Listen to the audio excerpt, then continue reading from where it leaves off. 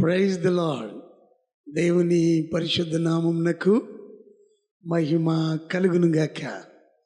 ప్రియులారా, మరొక దీవెనకరమైన పునరుత్థాన దినంలో మనమందరం చేరి ప్రభు నామాన్ని స్తుతిస్తూ ఆరాధించటానికి, దేవుని మాటలు ధ్యానించటానికి, ప్రభు మన పట్ల చూపిన కృపను బట్టి దేవునికి ఎంతైనా వందనస్తులమై ఉన్నాం. ఈ ఉదయకాలంలో ప్రత్యేకంగా ది యాట్రిబ్యూట్స్ ఆఫ్ గ్రేస్, కృప యొక్క లక్షణములు అనే దానిని గురించి కొన్ని మాటలు మీ ముందు పంచుకోవాలని ఆశపడుతూ ఉన్నాను.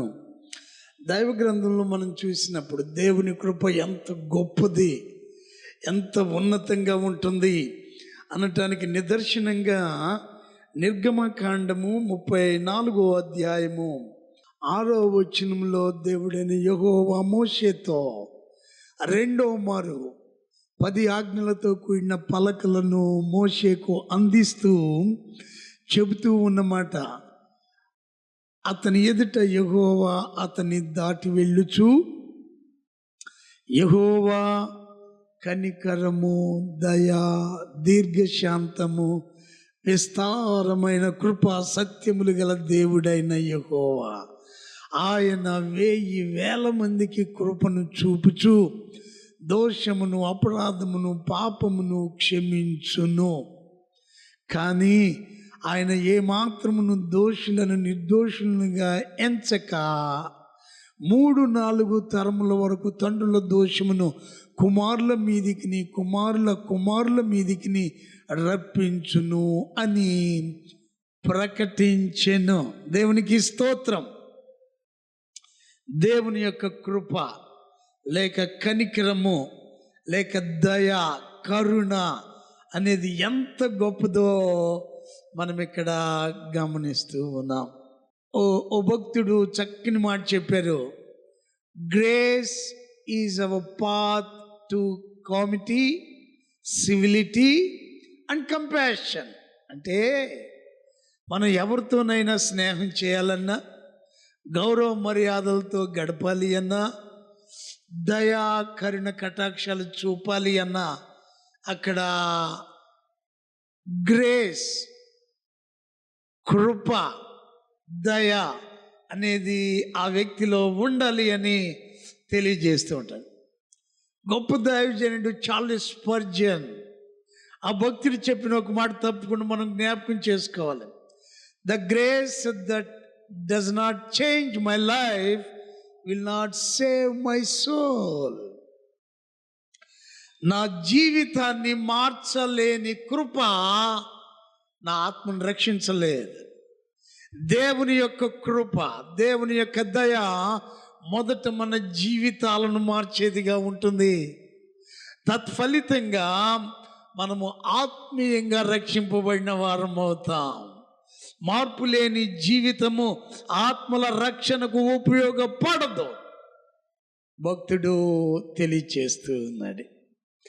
ప్రియా దేవుని బిడ్డలారా, దేవాది దేవుడు మోషే ద్వారా ఆయన ప్రజలైన ఇశ్రాయేలుకు తెలియజేస్తూ ఉన్నాడు. యెహోవా కనికరము, దయా, దీర్ఘశాంతము, విస్తారమైన కృపా సత్యములు కలిగిన దేవుడై ఉన్నాడు. ఆయన 1000 మందికి కృపను చూపువాడు. ఎంత గొప్ప దేవుడు! ఈ గ్రేస్ అనే ఈ పదములో మనము 5 అక్షరాలు చూస్తాం.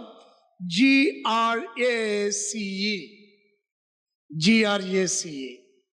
ఈ 5 అక్షరాల సముదాయాన్ని మనం గమనిస్తే మొట్టమొదటిగా జనరాసిటీ, దాతృత్వం.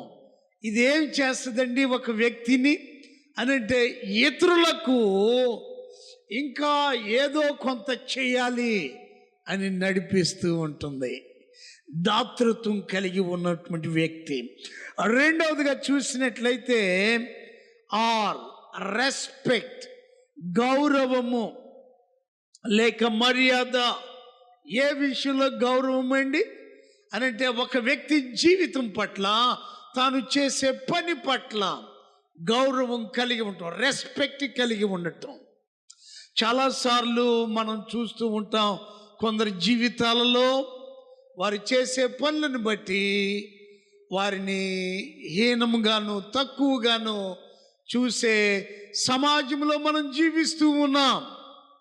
కానీ గ్రేస్ అనే దీనిలో రెండవ అక్షరం ఏం తెలియజేస్తుందంటే రెస్పెక్ట్, గౌరవించు.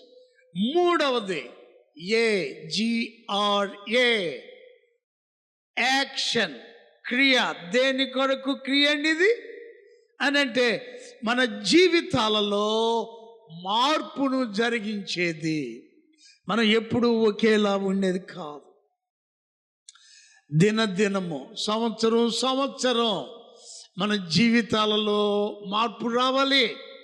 కొన్నిసార్లు మనం అనుకున్నది ఇదే కరెక్ట్ అని ఈ సంవత్సరం అనుకోవచ్చు.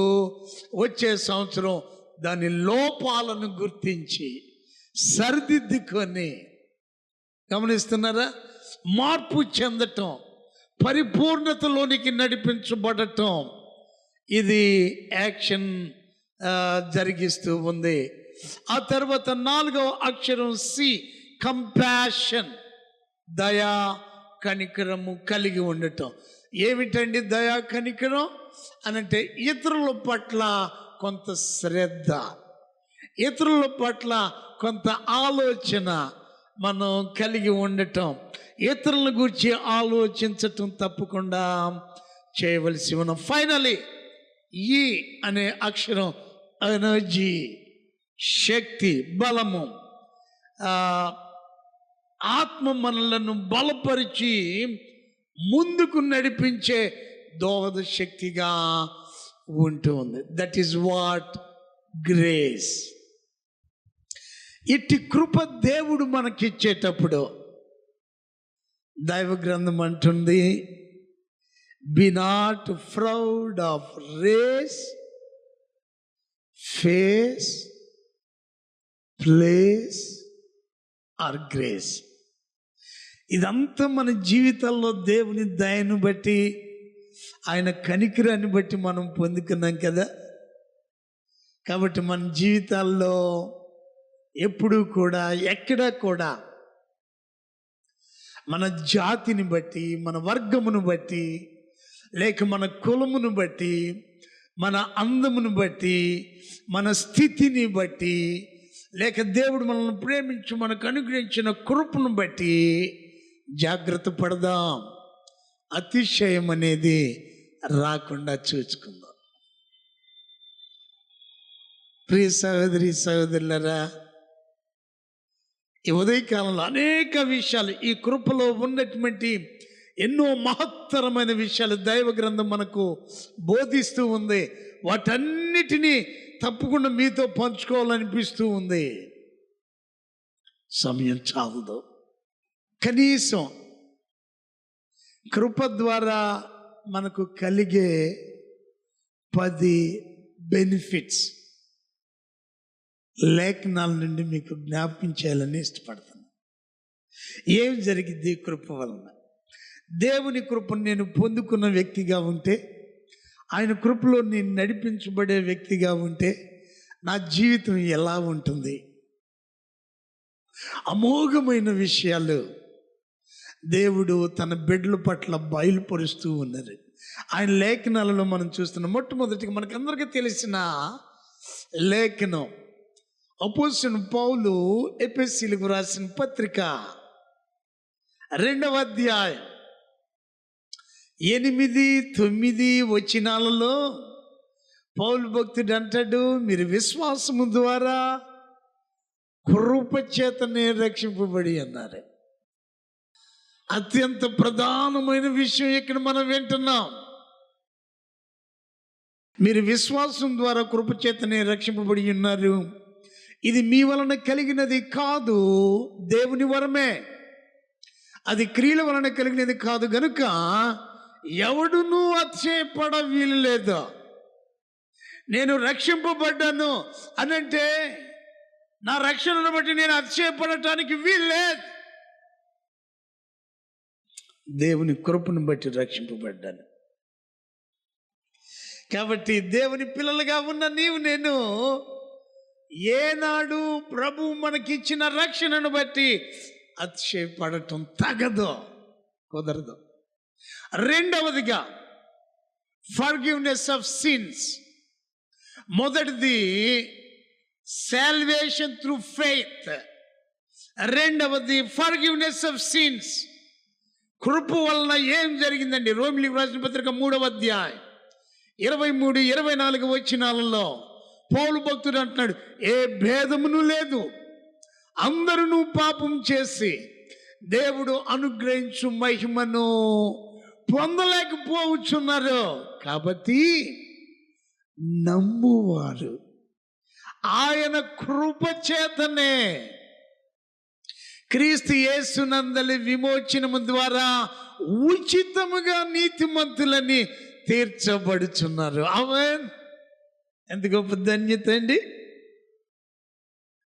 మనమందరం పాపంలో ఉన్నాం, పాప బంధకాలలో ఉన్నాం. అయితే దేవుని మహాకృపను బట్టి విమోచింపబడి నీతిమంతులంగా చేయబడ్డాం. ఆ తర్వాత మూడవదిగా చూసినట్లయితే స్ట్రెంగ్త్ ఇన్ వీక్నెస్, బలహీనతలలో బలమును కలిగి ఉండుట.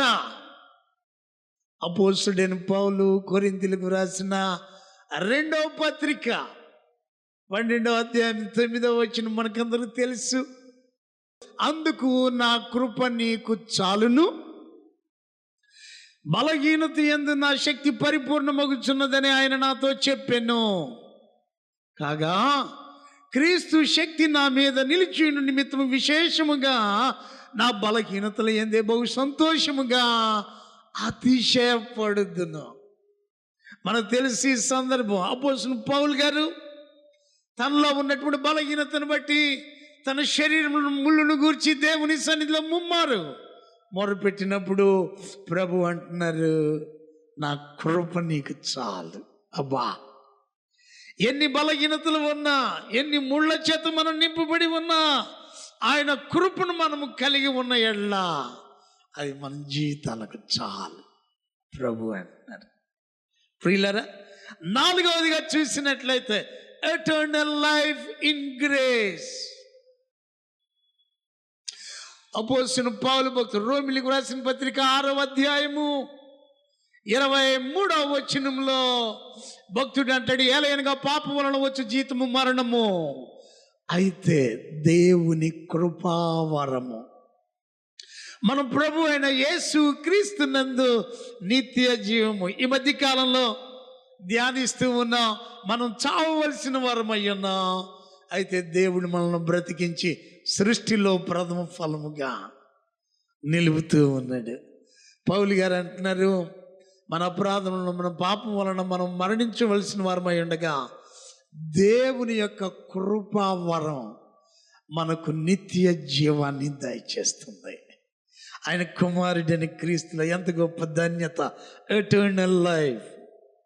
ఆ తర్వాత 5వదిగా చూసినట్లయితే ఇదే రోమిలికి రాసిన పత్రిక 6వ అధ్యాయం 14వ వచనంలో ఫ్రీడమ్ ఫ్రమ్ ద లా, ధర్మశాస్త్రము నుండి విమోచన, విడుదల దేవుడు మనకిస్తూ ఉన్నారు.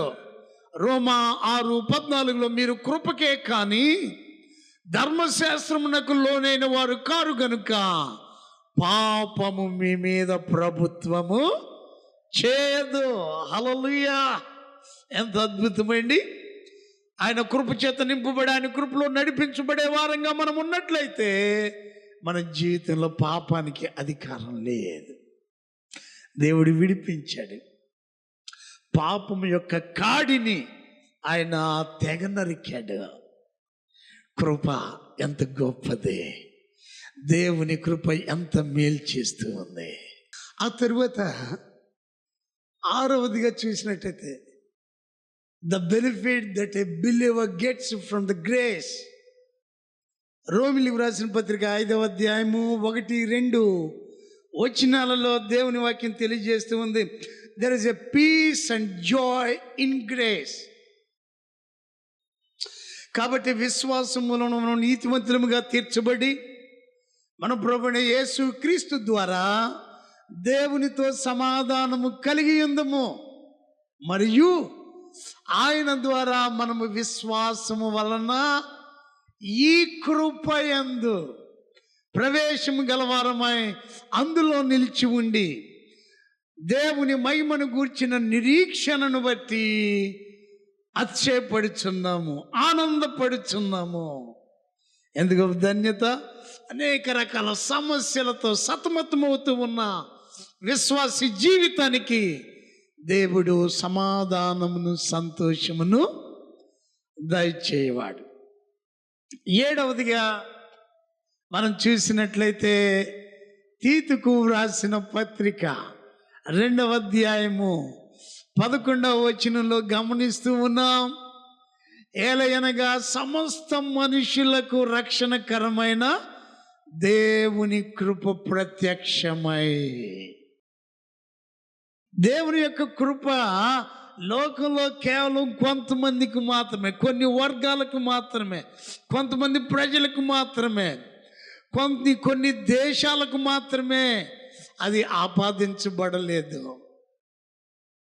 The grace of God is served for everybody. ప్రతి ఒక్కరికి దేవుని కృప అనుగ్రహించబడింది. పౌలు భక్తుడు అంటాడు, ఆ క్రిందకి 12, 13 వచనాలు చదివితే, దేవుని పిల్లలుగా మనము కృప చేత నడిపించబడుతూ కృపలో ఎదుగుదల కలిగి ఉందము. లోకంలో ఎదుగుదల కాదండి, లోకానుసారమైన విషయాలలో మనం ఎదగటం కాదు, ఆయన కృపలో ఎదగవలసిన వారమై ఉంటున్నాం. ఆ తర్వాత పౌలు గారు అంటారు, కొరింథీయులకు రాసిన 2వ పత్రిక 9వ అధ్యాయము 8వ వచనములో, దేవుని యొక్క కృపలో మనము సర్వ సమృద్ధి కలిగిన వారమై ఉంటున్నాం. కొరింథీయులకు రాసిన 2వ పత్రిక 9వ అధ్యాయం 8, మరియు అన్నిటి యందు ఎల్లప్పుడూ మీలో మీరు సర్వ సమృద్ధి గలవారై ఉత్తమమైన ప్రతి కార్యము చేయుటకు దేవుడు మీ ఎడల సమస్త విధములైన కృపను విస్తరింపచేయగలడు. ఆమేన్. దేవుడు చేసే కార్యం సబ్స్టాన్షియల్గా ఉంటుంది, అథారిటేటివ్గా ఉంటుంది. దేవుని కృప ఎందుకు నాకు నీకు ఇవ్వబడుతుంది అనంటే ఉత్తమమైన ప్రతి కార్యము చేయటానికి. కొన్నిసార్లు ఆయన కృపను బట్టి వర్ధిల్లుతూ ఉంటాం, ఇంకా అక్రమాలు అన్యాయాలు చేయటానికి కాదు, అవినీతిలో జీవించటానికి కాదు, ఉత్తమమైన కార్యమును ఆయన నామ మహిమార్థమై చేయువారంగా ఉండాలి అని ప్రభు కోరుతూ ఉన్నారు. ఆ తర్వాత 9వదిగా చూసినట్లయితే హెబ్రీయులకు రాసిన పత్రిక 4వ అధ్యాయము 16వ వచనంలో మనం చదువుతాం, యాక్సెస్ టు గాడ్స్ ప్రెజెన్స్. దేవుని సన్నిధికి మనము సమయోచితంగా చేరే కృపను పొందుకొని ఉంటున్నాం.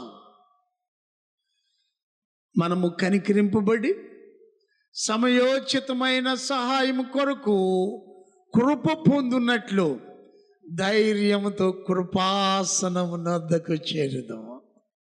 ఎంత అద్భుతమైన మాటలండి. ప్రభు తన బిడ్డలను ప్రేమించి వారి జీవితాల్లో కలిగి ఉన్న భయములలో, తొందరలలో, అవసరతలలో సమయానుకూలమైన సహాయము పొందుటకు ఏ సమయంలోనైనా, ఏ పరిస్థితిలోనైనా ప్రభువుని వద్దకు వచ్చే కృప దేవుడు మనకు అనుగ్రహించాడు. ఆ తర్వాత చివరిగా చూసినట్లయితే 10వ బెనిఫిట్ ఈ కృపలో దేవుడు మనకిచ్చింది. పేతురు రాసిన 1వ పత్రిక 1వ అధ్యాయం 13వ వచనంలో, కాబట్టి మీ మనస్సు అను నడుము కట్టుకొని నిబ్బరమైన బుద్ధి గలవారై యేసు క్రీస్తు ప్రత్యక్షమైనప్పుడు మీకు తేబడు కృప విషయమై. సంపూర్ణ నిరీక్షణ కలిగి ఉండుడి. There is a hope for the future. ప్రభు యొక్క రెండవ రాకడ సమయంలో అది ఎప్పుడన్నా రాని, కానీ తప్పకుండా ఆయన వస్తాడు. ఆయన వచ్చినప్పుడు ఆయన కృపలో మనమందరం కూడా సంపూర్ణ నిరీక్షణ కలిగి ప్రభు చేయబోయే కార్యాన్ని మనం చూడబోతున్నా, ప్రభు చేయబోయే మేలును మనం పొందుకోబోతున్నా.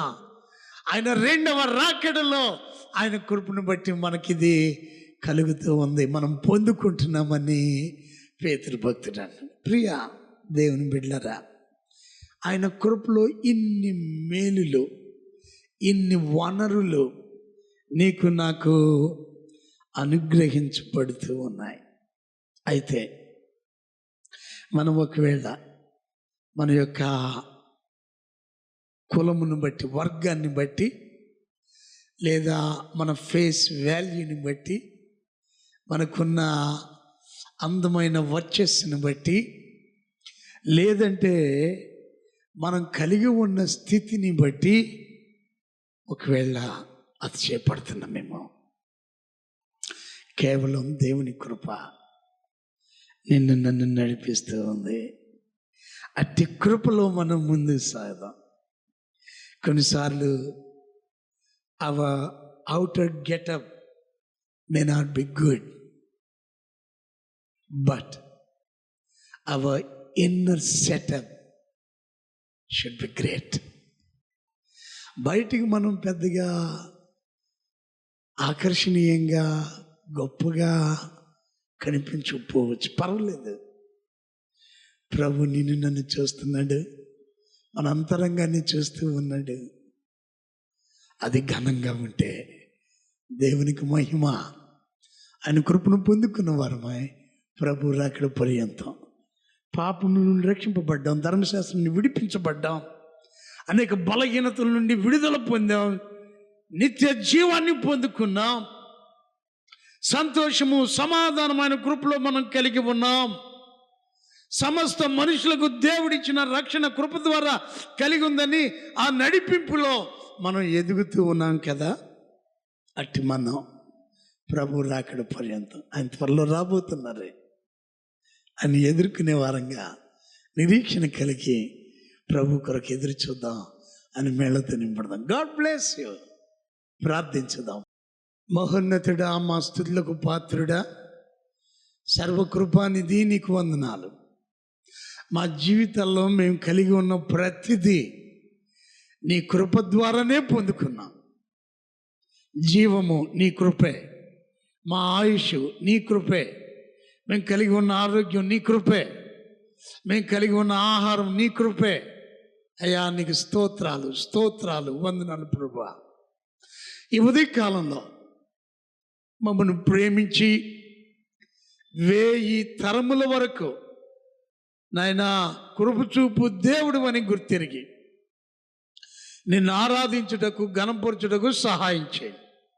మేము కలిగి ఉన్న దేనిని బట్టి అతిశయపడక నీ కృపలో ఆనందించు వారమై, నీ కృపలో ఎదుగుదల కలిగి నీ కుమారుని రాకడ కొరకు ఎదురు చూసే వారంగా ఉండటానికి ఈ నీ మాటలు ఆలకిస్తున్నా.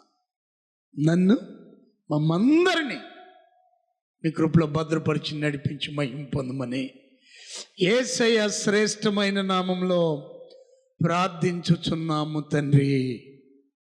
ఆమేన్. తండ్రి అయిన దేవుని ప్రేమ, కుమారుడైన యేసు క్రీస్తు వారి కృప, పరిశుద్ధాత్మ దేవుని అన్యోన్య సహవాసం, సన్నిధి, సమాధానం ఆయన మాటలు ధ్యానిస్తూ ఆయన కృపలో ముందుకు సాగుచున్న మనకును, ఆయన ప్రేమించు ప్రతి ఒక్కరికి ఇప్పుడు ఎల్లప్పుడూ సదాకాలం తోడై ఉండి నడిపించునుగాక. ఆమేన్. God bless you. దేవుడు మిమ్మల్ని దీవించునుగాక.